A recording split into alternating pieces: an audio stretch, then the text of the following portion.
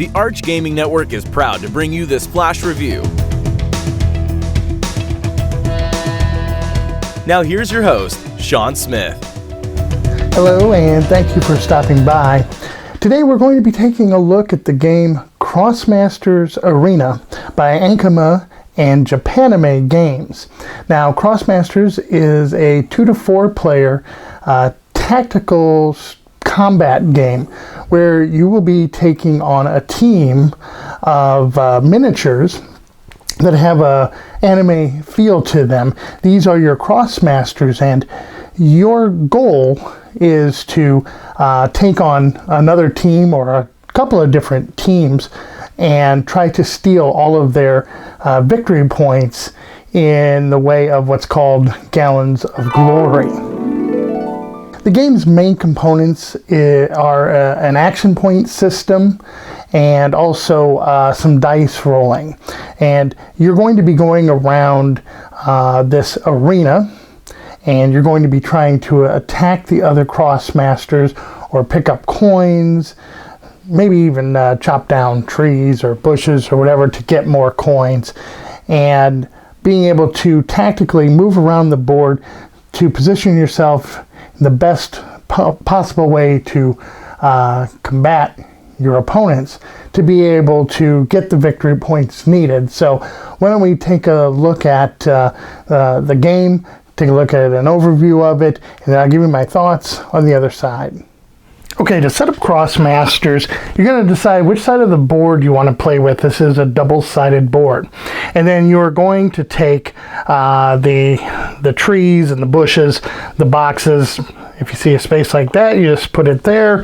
You have coins. Some of them have 2 coins that you put on them. Some of them just have 1. And then don't forget on these spots right here, there are 4 of them, and then there are another 4 in the center of the board. You're going to be placing coins on those as well. Trees will go on spaces with the little stumps. Bushes go on that symbol here. Off to the side, you're going to put any remaining coins. You have some wound tokens with various values. You have your plus and minus action point tokens, your plus and minus movement points as well. And then you're going to want to set up your reward tokens. Now, the reward tokens come in 3 different flavors, and you can see from the symbol on here, you have the 6, so they have values of 3, 6, and 12. You're going to separate the 3s, the 6s, and the 12s into 2 piles, and then turn over the top card from each pile. Each player is going to get 6 of these Gallons of Glory tokens. You'll put 1 extra one off to the side. You're now going to pick your team.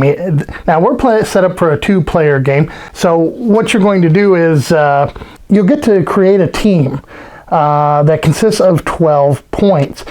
Now the level in the upper right hand corner tells you how many points or levels this particular Krosmaster is worth. Now in the base game, all of the Krosmasters are worth 3. They're all level 3. So simple math, of course, would tell you that you would be playing a 4-on-4 game, because you would have 4 times 3 is 12, 4 times 3 is 12, and then you would have even teams. No way.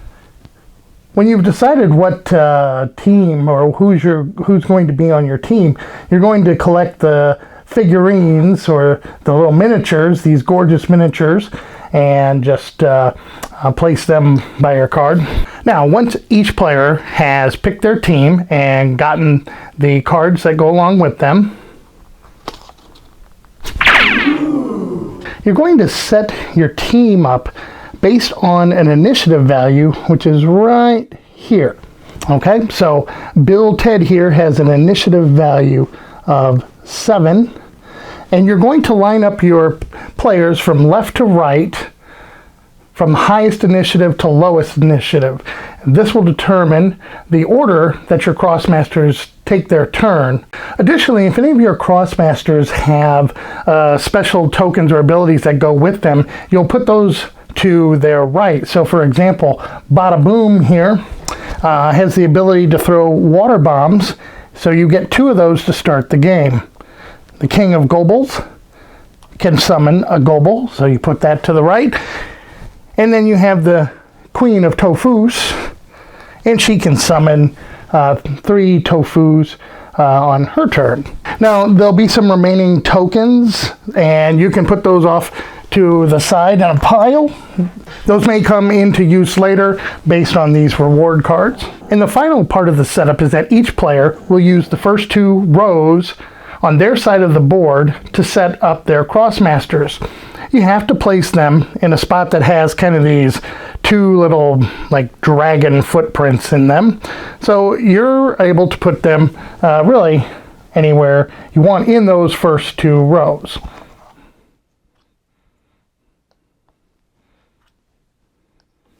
And you're now ready to begin the game. Okay, the object of the game is to make your opponent run out of their gallons of glory. Once your opponent runs out, you've won the game. Now, there are a couple of different ways that you can get the gallons of glory from your opponent. The first way is to eliminate a player. Now, each player has a certain number of health points. So if we take a look at Anna Tommy here, Anna has 12 health points. So if you are able to knock all of her health points out, you will get a number of gallons of glory equal to the level, which is 3. And of course, in this base game, all players are level 3. So every time you knock one out, you would get 3 of your opponent's gallons of glory. Now, the first player to get the gallons of glory, they will take the wild one out of the middle first, and then the opponent will need to pay up the rest of them out of their own supply. Another way that you can get the gallons of glory is if you collect 10 coins and you have a player standing on one of these reward spots. You can turn in those 10 coins and basically take one from your opponent. All right, to start the game, the player that has the highest initiative value on their card will be first to go. That means Anna Tommy, who has 9, the opponent's side would go, and all 4 of their Krosmasters would be activated before this player would go. For the purposes of this overview, we're going to just assume, since this is closer to the camera, that Bill Ted had the highest initiative and that this side will be going first. So before we get started, now is probably a good time to take a closer look at a couple of these player cards and how a player moves and uses their action points during a turn. So these cards have a lot of information packed into them, and they are extremely helpful and well put together in my opinion. As we discussed earlier, in the upper right hand corner you have the level. This is a level 3 Krosmaster. In the little lightning looking icon you have its initiative. Bill's initiative is 7. On this line you have the number of movement points, hit points, and action points that Bill can take. Listed underneath are going to be the spells.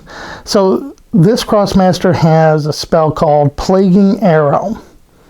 Now the symbol here, if you refer to it in the book, it explains all of the different symbols, but basically this means that this Krosmaster can shoot in any direction, and also if standing on a box, the range will be increased by 1. It has a range, the spell has a range of 3 to 8 tiles. Over here it says that it costs 3 action points to use the spell, and that it will do automatic 1 damage for using that spell. In addition, Bill can also use Long Shot, which is in blue, and that means that this can only be used once per turn. But for 1 action point, Bill can extend the range of his Plaguing Arrow by an additional 3 spots. It's important to read all of the information, of course, because it also lets you know that Bill cannot move if he uses this spell. Underneath is just some character information. Yeah, read it, but it is doesn't really outline anything about how or what this Krosmaster will do during his or her turn.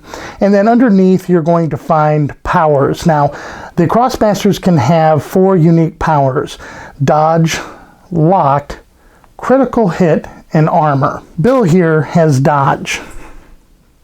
Cassius also is a level 3, has an initiative of 4. There are his move, health, and action points.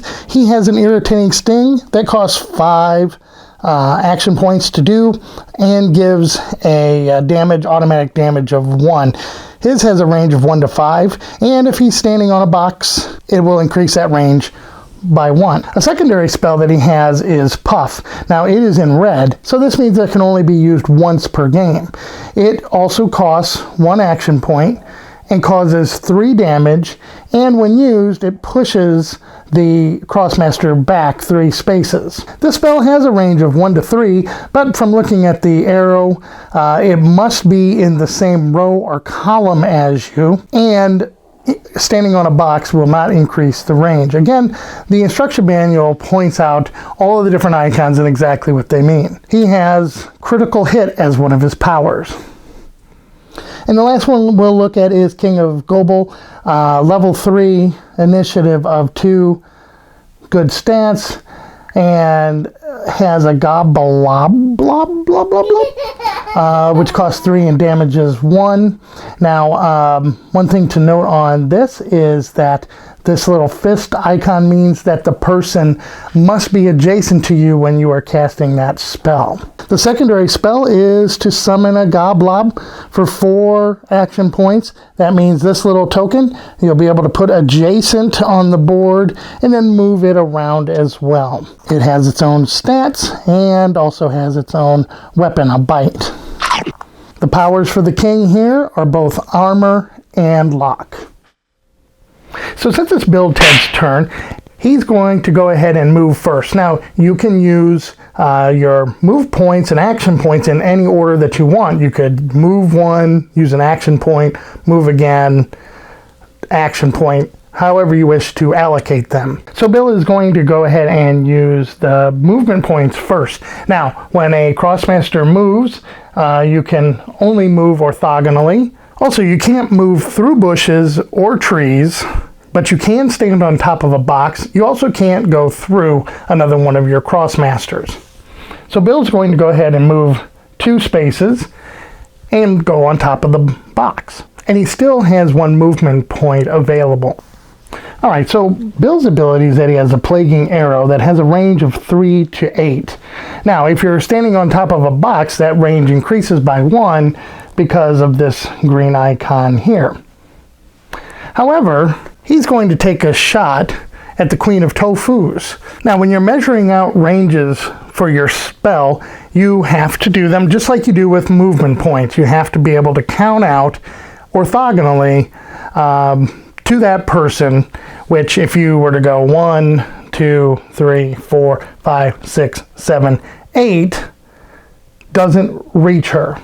But because he's on top of a box, his range increases to 9. The next thing you have to check is line of sight. So starting from where you are, the center of that tile to the center of the tile that you're targeting, you have to see if your line of sight is blocked. If any part of a cell that contains a tree or another Krosmaster, that line of sight is blocked. Bushes do not block line of sight. Okay, so if that bush was there, you still have line of sight. If this tree was here, then of course line of sight is blocked because you cannot get through that tree to see the queen.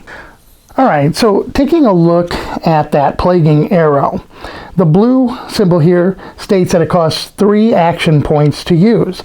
You have 6 action points that you can take. So theoretically, Bill Ted here can use this twice. However, Bill is feeling gracious, so he's only going to shoot at her once. Now, because he's in range, the spell does automatic damage based on the number in that circle. So automatically it does 1 damage. No other dice roll is needed. So you would take one of the damage markers and place it over there on the queen's card. Now you would roll for a critical hit. Now, if Bill had also a power under here called critical hit, you would get to roll 2 dice, but every player, when they are going for damage, will get to roll 1. If they roll this symbol, or this die, they get a critical hit. Since it was this symbol, you can change it to one of the two and change it to this, and now you've scored a critical hit, which is an additional damage. Now the queen has the ability to defend herself, so she will automatically get to roll 1 die, and if you roll the wild symbol or the shield, then you will successfully defend against one of the attacks. Now if she had the power called armor, such as like the king here has, then you would get to roll a 2nd die. But she doesn't have that power, so she'll only roll 1, and it is unsuccessful. So she will maintain those 2 damage tokens. Bill has 1 more movement point left and 3 more action points left. And probably most of the time you'd use the spell a 2nd time, but for illustrative purposes, Bill here is going to use 1 action point to go here, and then, 1 movement point to go here, and then 1 action point to pick up this coin. And coins go in a shared pool, so any player can use them. And when I say any player, I mean any player on your team, any of your Krosmasters. Keeping in mind that whenever you go to one of these spaces, this is when you can turn in your coins to either buy a gallon of glory, or if you have 3, 6, or 12, buy some of these rewards. Alright, so old Billy Tell here's turn is done. He has 2 action points left, but there is nothing left for him to do. So now Cassius Chaos would go next. After that, bada boom, and then the King of Gobles would go last. And then the other side would get to go. So to review some of the things you can do on your turn, you can move, you can use action points to pick up coins, you can use action points and to chop down trees, or bushes, or boxes. When you chop those down or destroy them, coins will fall from them, and then you can use action points to pick them up. You can use your movement or action points to cast spells on the other players, and then, like I said, when you are standing on one of these spots, you can come here and buy one of these items. There are 3 different types. You have boosts, and these give you a one-time use, and then you discard them. Buffs, which will last the player the entire round until their next turn. And then you have equipment, which are permanent upgrades to your Krosmaster. Okay, let's take a look at the dice and what they mean. So we're not going to go into specifics about all of the different powers, but just briefly, if you are standing adjacent to an opponent Krosmaster, and that Krosmaster tries to run away from you, you are able to try to lock that Krosmaster and stop him or her from leaving. So to do that, you're going to be rolling the dice and trying to get the magnet symbol. This is the lock symbol.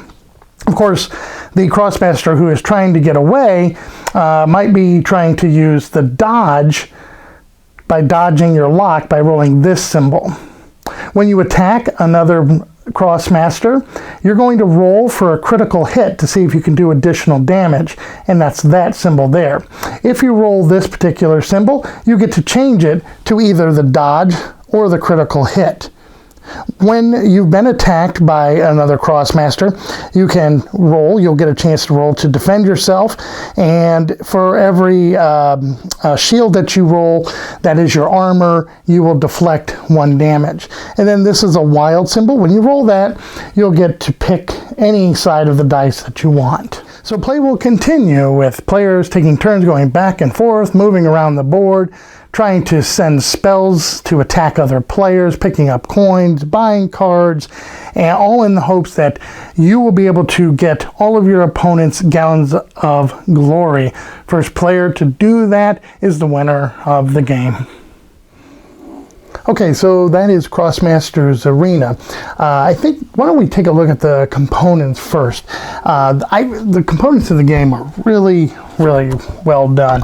You know, you have the game board, and it's double-sided, so it can mix up the variety in the gameplay, and it's a good quality board.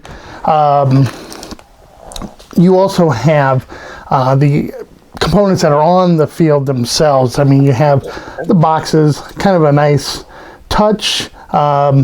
They seem sturdy enough. Some people say you need to put a little tape on the inside just to hold them together. I haven't had a problem with them yet, so I find them to be very good. The trees and the bushes are nice as well.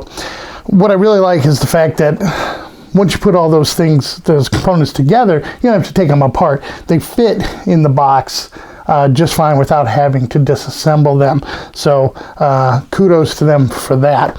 You also have the rule book. And I think this rule book, I mean, when you first look at it and you see how many pages it is, it's like, oh my gosh, you know, how much do you need to learn? But what they've done with this rule book, and it's actually really clever. You know, on one side, you're going to have kind of a scenario, some of the rules to play. And then on the opposite page, you can do a tutorial right on the book itself, okay? So you can set up two Krosmasters, and then it'll walk you through what the objective is based on the stuff you learned on the other page. And it goes on and has, you know, progressively adds more parts to the game, you know, until it goes through all of the different rules, okay? However, if you want to, you know, to skip that, you can do that as well and just go straight to the rules section as well. So I thought that was a very smart way for them to put this together. Now, the player cards, I think, were really well done. And they have cool art on the back, and then they pack a lot of information in here. Now they do add, you know, flavor text to each one, and I guess maybe I wish they would have had a better use for that. Maybe try to explain, you know, some of the spells. For the most part, things are pretty self-explanatory. Sometimes, you know, you look at a spell and you're not quite sure what you're supposed to do with it, and you'll need some clarification. Maybe they could have used that. The dice are a good quality. The rest of the cardboard components from the gallons of glory and your other markers that you have, they're good. Nothing spectacular, but good. What, of course, is the most impressive part of the game are these miniatures. We have, you know, Bill Tell here, and just, you know, these miniatures come pre-painted, and you get 8 of them, and they just really are fantastic. So the components to this game are really top-notch. They did a great job. Now for the gameplay, I think the gameplay is excellent. I really like the movement, you know, the fact that it's line of sight. You know, it's a miniatures game, but, you know, it's kind of compact. You know, you're not having to get your rulers out and draw, or get your laser out and make sure there's line of sight. You know, the game is compact enough, small enough footprint that doesn't become an issue. It really is straightforward how to play. And the spells that each of the characters have, there's a lot of variety. It's interesting how, when you have your team, how you're going to put that together to be able to tactically move around the board and try to get to your other opponents. The different combat systems, whether it's, you know, trying to lock a player into kind of close quarters, or being able to find a ranged attack that will hit just right, or to summon different things and send them out on the board. There's a lot of variety in this game that always keeps it interesting. Now, as far as the number of players, it says it's a 2 to 4 player game, but this game really was designed to be a 2-player game. And in fact, if you have the base game, you only have 12 points per team. There are 24 points in the box because each one of these Krosmasters is worth 3 points. So, you can't really play a 3-player game. You don't have enough pieces unless you were to say, we're only going to play 9 points per player. Everybody gets 3 of the Krosmasters. So, unless you buy an expansion, and there are expansions out there, you can buy little expansion sets of 4 that give you the new cards, new powers, new characters that you can enter into the game. So that's one way you can add other players. 2 players has its own problems because you can have that kingmaker effect where one player is effectively going to try and decide, or gets to kind of decide who's going to be the winner, because somebody's going to have to attack, probably gang up on another player. Not only that, if you have 3 players, 3 sides of the board, you're going to have one player that has Krosmasters on their right and left flank right off the bat. And that's kind of an unfair advantage as well. Playing 4 players, I guess that would work, but the board would be kind of crowded. You can't play 4 players out of the base game unless each person is going to control 2 of them per side. So really, so this is really set up to be a 2-player game, and for a 2-player game, I think it's fantastic. I really enjoy the tactics of the game and the different spells that you can use, and how you're going to be going about getting around the board to try and knock off that other opponent. There is some luck to the game because there is that dice rolling element to it. So that's a little unfortunate, but most spells do damage right away anyway, so that doesn't really, that part doesn't matter. You're almost always guaranteed to do some kind of damage from whatever spell that you use. So the dice rolling is kind of just extra, but it is there, so there is some of that luck element to it as well. So for me, I give this game a 9. Now, if you've enjoyed this review, please hit the like button below, and also subscribe to our channel for other great reviews. Check us out online as well, on Twitter, on Facebook, and once again, I thank you for stopping by. This Flash Review was brought to you by the Arch Gaming Network. Check us out on YouTube, Twitter, and Facebook.